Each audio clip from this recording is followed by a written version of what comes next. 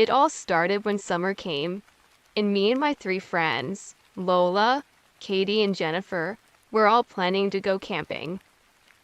We were all excited and scared at the same time, because we were going camping alone. Lola asked her dad if he could drop us off. He agreed to take us. When the next day came, we started heading out. Lola's dad set up the camper that we were using. There are some spare blankets inside in case you get cold, he said, before leaving. Lola's dad finally got in his truck and turned around. He stopped and rolled down his window and said, "No boys," to all of us, smiled at us and let us know he was joking, and drove off. There were 3 rooms in the trailer, 1 master room, 2 rooms with bunks, and each room had a TV in it, so nobody cared what room they got. Everyone knew that Jennifer didn't like small rooms, so we let her have the big room. I was in a room with Lola, and Katie was in a room by herself. I started unpacking when we heard a loud boom outside. "Lola, did you hear that?" "Hear what? The boom?" "Yeah." We both looked at each other, startled, and then continued unpacking. Something seemed off. It was the fact that Lola was so chill about it. I was done unpacking, so I walked outside and started a fire. Jennifer walked out and asked if I saw it. I asked, "Saw what?" And then she started freaking me out. She was staring behind me, panicking. Her eyes darted back and forth, and then she calmed. I felt as if something was watching me, so I turned around. I saw an orb in the corner of my eye. It was reddish black, but by the time I turned to look, it was gone. I was so freaked out. I told Katie she could cook instead. We had her family's secret recipe of shepherd's pie and a bunch of vanilla cupcakes. There were about a dozen cupcakes left in the open box, so we just left it on the table and went to bed. I could hear the TV coming from Katie's room, so I punched the wall and told her to be quiet.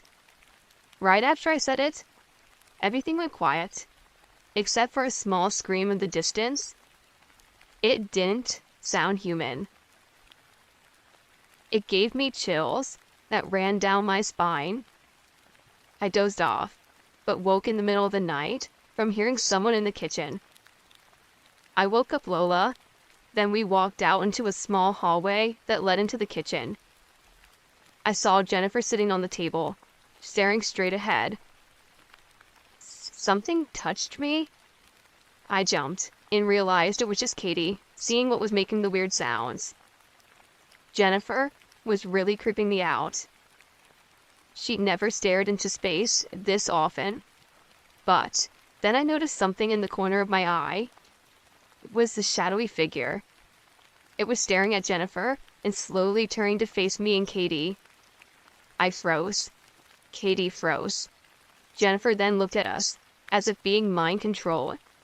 Then the figure ran out of the window, and Jennifer dropped her head onto the table. We tried to wake her up, but ended up falling asleep ourselves. This experience still scares me to this day, and is only one of the creepiest things I've ever seen or experienced. Me and the others are still very close friends, and we live together now. But we all remember that night, and whatever it was we saw. It turns out Jennifer remembers seeing it in the daytime, but was out cold when the rest of us saw it. It freaks us out even more, now knowing that our friend wasn't even awake and staring into space, eyes wide open.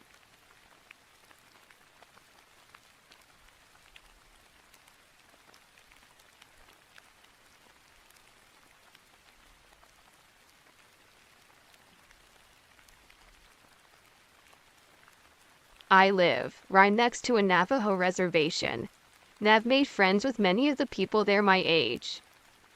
We like to hang out, play video games, and just be normal teens.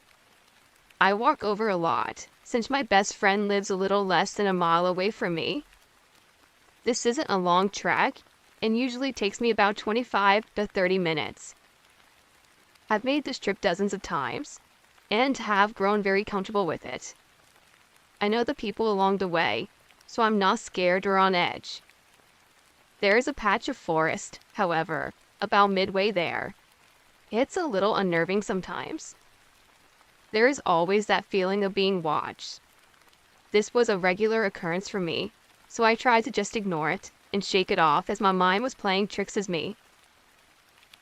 This day, I spent more time in my friend's house than I meant to, and when I left it was already getting dark. I reached the stretch of forest right as the sun disappeared from the sky. I shivered a little as I readied myself to begin the journey through. I was 10 steps in when I heard a branch snap. You know the sound, the one that screamed there is definitely someone or something there with you. I froze, not sure of what I should do next. Should I run? Should I turn around and book it back to my friend's house? I didn't know the best option in this situation.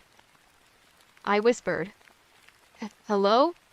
hearing my voice crack as the words fell from my lips. I don't know why I even opened my mouth, but it was out in the middle of nowhere, and I figured I would just listen for any reply. My heart sank when the answer came back in the sound of my own voice. Hello? I started to breathe too fast. My heart pounded against my chest. I felt like I might faint. Hello? My voice came again, but not from my mouth. I wanted to run, but my feet felt cemented to the ground. I couldn't scream, and I couldn't reply, as my voice echoed over and over from a short distance away. I couldn't pinpoint exactly where it was coming from. It sounded like it was everywhere around me. Hello? Hello? Hello? It repeated. Stop it? I finally managed to tear from my lips, and everything went silent. For a long minute, nothing happened, and the air grew stale, and I realized for the first time that there were no typical forest sounds. There were no bugs, no frogs, no crickets, nothing. I stood there, terrified, waiting to see what would happen next. Stop it, it mimicked back. I had had enough at this point and was willing to have my heavy legs to move. Before I could take a step, I heard rustling in the bushes 20 feet to my left. I watched in horror as a deer head with huge antlers protruded through the brush. As it came further out and stood up on 2 legs, I took off. I flew out of those woods and all the way home in record time. I said nothing to my mom when I got there. I just went up to my room, laid down, and thought about what happened. My mother came in at some point and asked me if everything was all right. I replied with a yes. I was just tired. I don't know why I didn't tell her. I guess I might have been afraid of how she would react. I called my friend and told him everything. He freaked out and told me that no matter what happened that night, to not reply or look out my window. This terrified me even more. He said to call him the next morning and he would explain more, that he had to speak to his grandfather as soon as possible. That night, I didn't sleep at all. I stayed awake listening to every little sound that night brought. Around 3 a.m., just as I was about to drift off, the air changed and the night sounds quieted. I felt my heart begin to pound. I lay there and waited, pulling the covers up over my head like a child, far too scared to move. It came after a long moment. Hello? I cried. It was all I could do. Hello? Stop it? It mocked what I had said in the woods again. It was terrifying enough when it copied what I said, but then it did something new. It called my name. Amy? My mother's voice. Amy? Amy, come here? Hello? Stop it? My voice again. For the rest of the night, the creature outside my window called my name in my mother's voice and repeated what I said in the woods over and over. In the morning, when the sun broke through the dark, it finally stopped. I fell into a fitful sleep. I woke up around 12 to my friend calling to tell me that he had spoken to his grandfather and can explain what happened to me. He said there was a creature they called Yi Na Lushi. He goes on all fours, or skinwalker. He explained that it was an evil witch that used a dark magic to transform into an animal with the attributes it required, and that it had caught my scent and knew me now. I was also given a warning that since it knew me, it would always follow me, that I would always have to be careful. Last night, I heard scratching in my window, then a low hum. The creature began saying my name again, but also adding in things I hadn't heard or said before. It was in my mother's voice, and at one point, it started calling my name, but drawling out for a really long time, like, Amy. It tried to get me to come outside, would have opened the door, and let it in my house. This went on all night. And at this point, I feel like I'm going crazy. I don't know what to do. Is it seriously going to stalk the shadows around me for the rest of my life? I don't think I can take that.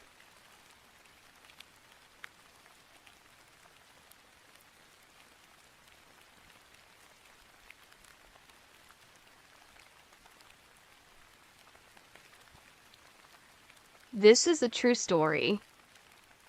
My stepbrother and I were only 14 and 16 years old at the time, and we were at our remote cabin in Maine. My stepmother is Native American, so the cabin is on tribal land. It is about an hour ride on old logging roads. To give you an example, there is no cell service and you cannot hear anything. There are no noise pollutions. There are 2 cabins on the little stretch of the lake.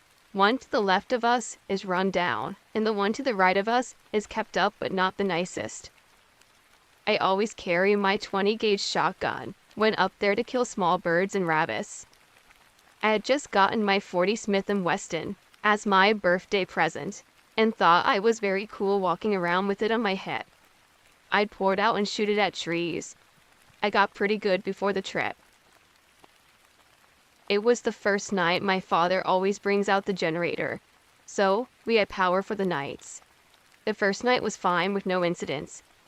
The second day, my stepbrother and I went out riding on our ATV. I was driving and we were getting pretty fast, and we had just rounded this corner.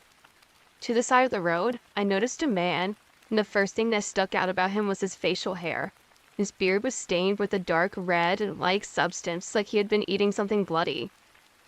It was moose season, so we assumed that he had been gutting the moose and I got blood on him. But he didn't have a gun on him, so it seemed different. But then I just thought he left his gun by the kill. But then I thought that we had never heard shots, and how quiet it was. We would definitely hear the gunshots. For some reason, I stopped the ATV. Because of my age and how cool I thought it was, I suited my side so he could see that I had my Glock on me. He dismissed this, and we asked him what he was doing out on this remote stretch of road. He then replied in a rough, deep voice, "Huntin'." We then said, because we were dumb, "Well, that seems fun. See ya, mister?" And I sped off. When we were driving back, I let my stepbrother drive. When we passed the spot again, I looked off into the thick underbrush. I didn't see anything or anyone. We got back to the cabin and I told my dad what had happened. He told me he was probably just hunting, and my stepmother seemed scared like always. Then my father told her it was fine. A couple of hours later, we were eating dinner, and it was dusk. My father, an avid fisherman, took him and my stepbrother out to the lake while my stepmom and I stayed at the cabin. It was about 30 minutes before dark, and my dog Ginger was sleeping on the stoop. My father and stepbrother had still not gotten back yet. All of a sudden, Ginger stood up, and with it being so quiet, I could also hear the sticks snapping and leaves rustling around.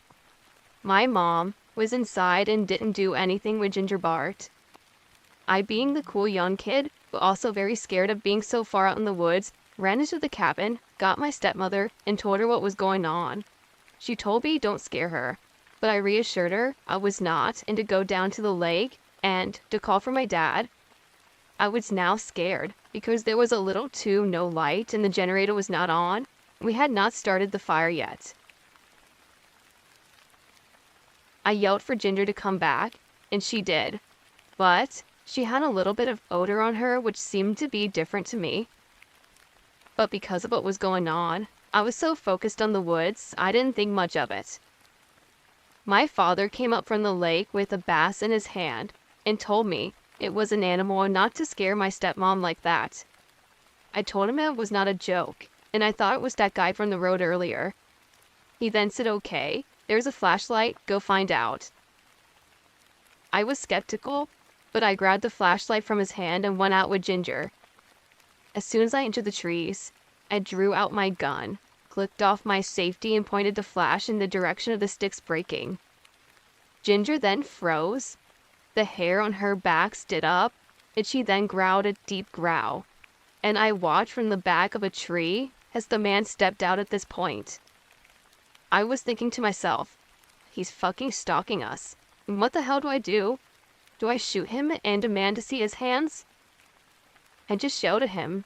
What the fuck did he think he was doing? And then I told him I would shoot if he didn't walk the fuck away. Now, I was 14 and not very scary, and he looked at me and smiled.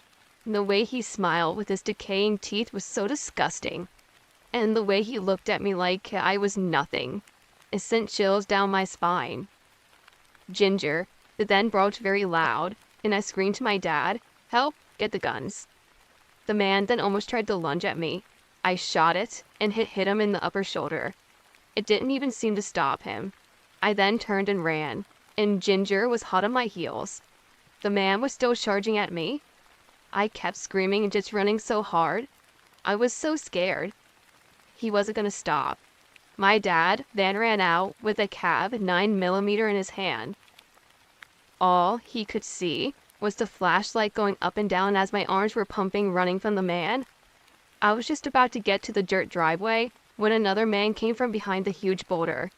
I quickly ducked and the man's eyes were beady and just dark black soles with no pupils like a deer's eye. These men then stopped dead in their tracks. The man behind me told me I better stop, and for some fucking reason, I did. I pulled my gun and shot right above the man, and he came from behind the rock. He said in a monotone voice, "That was a mistake." My dad, who then rounded the bend in the driveway, yelled at the man to go or he'll shoot. I whirled around, and the man who started to attack me was bleeding. He didn't even notice it. I then told him to go back or I will literally drop him right now. He did nothing of the kind. He just looked at me and smiled this creepy smile again, which I never should have done. I regret to this day, but I shot him 3 times in the chest, and he dropped like a rag doll and just crumpled on the ground. My dad was distracted after this, but kept an eye on the guy. The man that tried to lunge at my father was shot and laid on the ground, still alive. We then ran to the cabin and locked the doors and hid under the stairs as we tried to call the police, but our calls wouldn't go through. We tried and tried, but the calls wouldn't connect. I looked at the door window and saw the man who was behind the rock stood up, blood running down his chest and from his mouth. He started to run towards the cabin, and he slammed into the door. Blood was dripped on the window and he fell to the ground.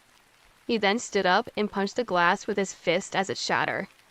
We were all screaming for him to leave. My dad put his rifle out and shot the man in the head. The way the bullet hit the man, his head flew back and he just dropped still. It doesn't seem real. Nothing of that day seems real. The cops then told us they were not in the system and had no idea who they were. And to this day, we haven't gone back to that cabin, and the men are still not identified.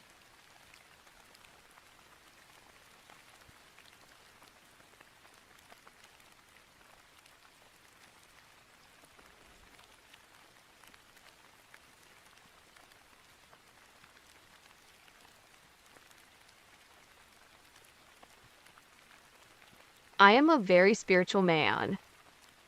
I converted from Christianity to a sort of shamanistic paganism a long time ago. I just have such an appreciation for nature and the wild that it just made sense. When I go hunting, I either never waste any part of my catch, or I'll dig a little pit and burn what I don't need to kind of nurse the spirits of the forests. How real these spirits were was about to be made very clear to me very soon. An old friend named Mike was visiting me, and us being avid hunters set out into the wilderness to bag us some grouse and fish. I'd say, about 2 hours of hiking from our truck, we came across a stream. It was about 12 p.m. On the other side of the stream was this albino buck. Do you know when you look at waterfall or something great like that and you just marvel at it? That was me.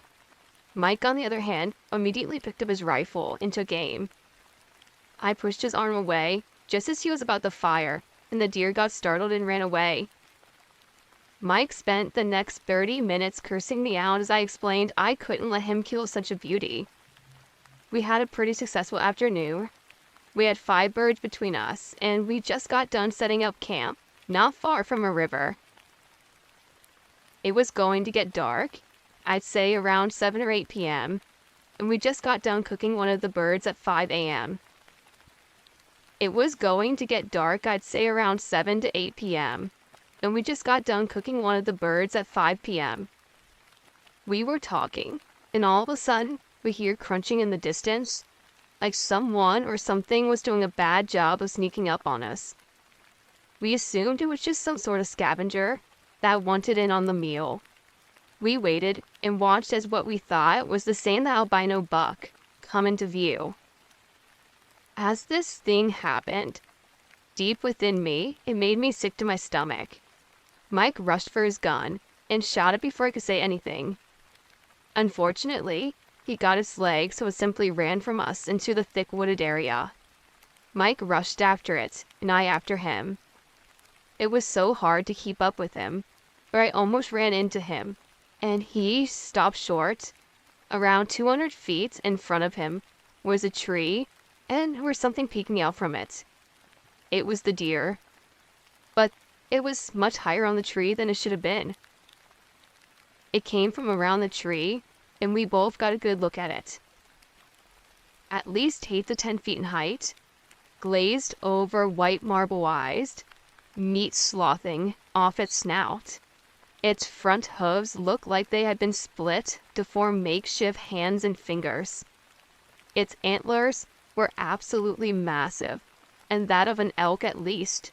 It walked bipedally on normal hooves, made a clicking sound as if its bony mouth did a kind of shiver chatter.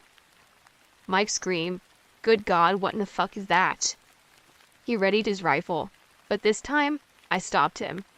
Something told me to give it one of the birds we had killed, so I stepped in front of him and laid a bird out. It looked at it and breathed hot, rancid breath that made me gag, but I sensed it didn't want to harm me. It bent down and took the bird. Mike took this opportunity to bolt back into the direction of the camp. Without missing a single moment, the beast sprinted and caught up to my friend, smacking him aside with its antlers. He crawled next to another tree to prop himself up. The beast wanted him, not me, I figured. So with all my courage, I rushed to get between me and the thing. I held my arms out to cover Mike, and the beast got in my face, and I swore I could hear unintelligible whispers coming from its mouth. It looked at my friend with hate and despise in its eyes. I didn't know what else to do, so I started talking to it, please asking for it to let me and my friend live.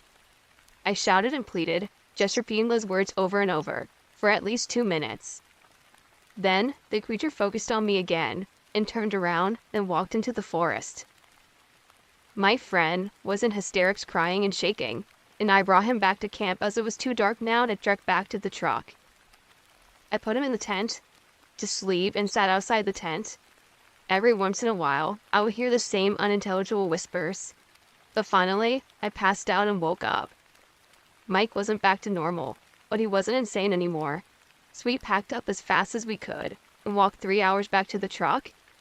As we were driving out of the entrance to the forest, an albino deer stopped in the middle of the road with a healing wound on his leg. I've never seen a deer give off such a visceral hate. It was toward my friend. The deer gave me a look, and I gave it a nod, and just tried to continue on my way. My friend will only talk about this incident when he's drunk, and he never hunts without a buddy anymore. I suggest he follow my path and start making peace with nature, but he doesn't seem to be wanting to do that.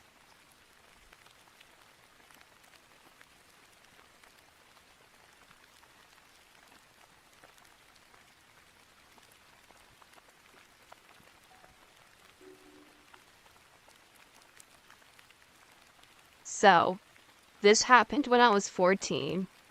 Me and my friend were outside trying to find something to do. So we walked to a park not too far from his house. It took a while, but we eventually found something interesting. We noticed a wooded area behind a park that we could go to, so we decided to explore it. As we approached the entrance of the woods, if you could even call it that, it was more of a trail, but it was surrounded by trees. We finally started to follow the trail, and I was weirded out when I noticed that there was food and drink scattered everywhere surrounding us, but not on the trail, just the area around it. This creeped me out, but my friend didn't seem to care, so I just paid no mind to it. We followed the trail for a while. Then we started to come to a branch in our way, and then we moved it just out of our way so we could continue on. But before I could, I noticed that there was a large chunk of hair caught in the branch. But before I could fully set in what I was looking at, I shushed my friend as I looked up and around the corner from the furthest point visible. I saw a man walking towards us. Me and my friend ran without even looking back, and we really didn't think too much about it. We were thinking that we were just overthinking the whole situation anyway. Later, my friend somehow convinced me to go back and explore that trail again. I hesitantly agreed, and we were on our way. As we approached the trail, I heard something come from the trail, but what disturbed me was that it didn't sound like an animal or just a random noise. It sounded like someone putting their foot down. I stopped my friend. As I looked to my right, I saw someone crouched down staring at me through the bushes. I ran my friend back as far as we could. We were both terrified as we could not figure out what this person was doing there. Whatever it was staring at me from a distance with a smile on his face that to this day gives me nightmares. Me and my friend talk about it, realizing how close of a call that was, and I'm not sure I'll ever really forget what I saw. We were both terrified, and to this day, can't explain it.